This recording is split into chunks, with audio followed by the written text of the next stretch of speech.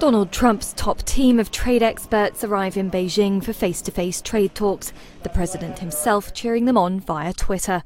The delegation is led by Treasury Secretary Steven Mnuchin and Chinese Vice Premier Liu He. The two-day talks are welcome, but few expect any significant changes to China's economic policies, especially with Beijing reportedly promising to stand up to US bullying.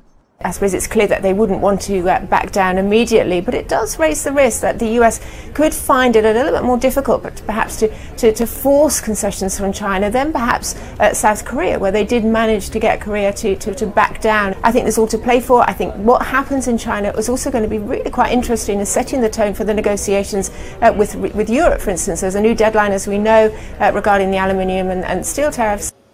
The talks are expected to cover a range of US complaints, ranging from accusations of forced technology transfers to state subsidies for development.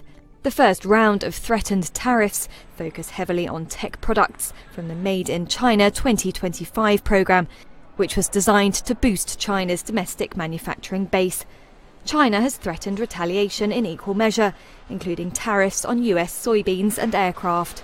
There is already an impact on world growth, I would go as far as to say, given the uncertainties about US trade with China specifically, but also I think with Europe and other regions as well.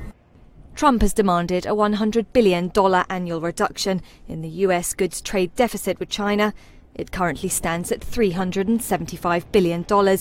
If no agreement is reached, the tariffs could go into effect next month.